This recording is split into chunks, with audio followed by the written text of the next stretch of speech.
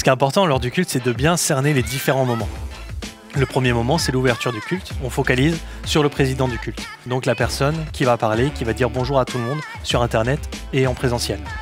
Une fois qu'il a fini de parler, c'est la personne de la louange qui vient, qui est souvent sur le côté. Donc la caméra doit sentir le moment où elle doit se déplacer vers le lead louange, qui va soit venir ici, soit va rester à sa position derrière, quand c'est Noéline par exemple qui reste au piano.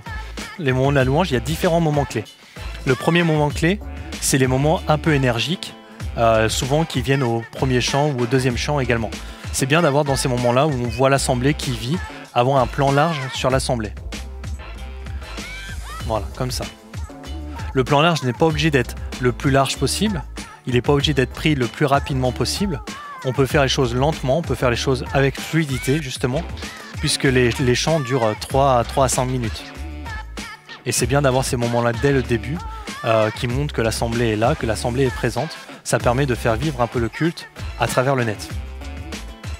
Une fois qu'on a pris ces moments-là, on revient toujours sur le lead louange et on peut se permettre de temps en temps de prendre les autres personnes qui sont sur scène pour montrer qu'il n'y a pas qu'un seul lead louange mais qu'il y a tout un groupe.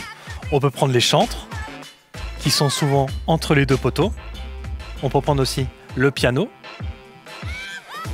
avec la batterie derrière. Et ensuite on revient au lead louange. Durant les temps spirituels, souvent les moments où il y a du parler en langue ou les moments où on sent entre les chants qu'il y a quelque chose qui se passe, on peut reprendre un plan large de l'assemblée. Point important, durant la louange, il y a aussi les temps de parole, de prophétie, de parole, de connaissance qui sont donnés.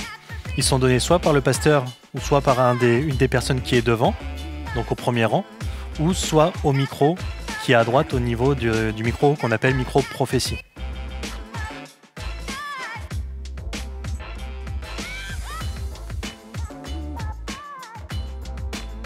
À la fin de la louange, il y a le temps de Sainte Seine. Un prédicateur va venir. Il faut toujours que ça soit fluide. Quand le prédicateur vient, il faut toujours le prendre en priorité parce que ça devient le moment de la Sainte Seine. Il va parler. Souvent, quand il parle, il reste ici. Comme on l'a vu tout à l'heure, il peut bouger un peu. Et à la fin de cette scène, il va venir prier à la table, là où il y a le pain et le vin. C'est un moment très important, surtout pour les gens qui ne peuvent pas être là. Il faut que lors de la prise du pain, lors de la prise du vin, la caméra reste ici, pour que les gens puissent communier avec la personne qui fait la Sainte Seine. Même si la louange démarre, on reste là, tant que ça n'a pas été pris. Si on sent que le moment est très long, par contre, on peut aller vers la louange qui commence. Une fois que c'est fini, on va vers le lead louange et on commence à passer au dernier chant de louange. Puis ensuite, il y aura les annonces et la prédication. À la fin de la prédication, souvent les personnes qui font la louange remontent. Donc ça se passe comme le moment de louange. On va chercher le lead louange en priorité. Même si le prédicateur reste sur scène, c'est le moment de la louange, donc c'est le lead louange qui conduit. On retourne sur le prédicateur qui va clôturer le culte. Une fois qu'il a fini de parler, on commence à dézoomer pour avoir l'assemblée qui se salue.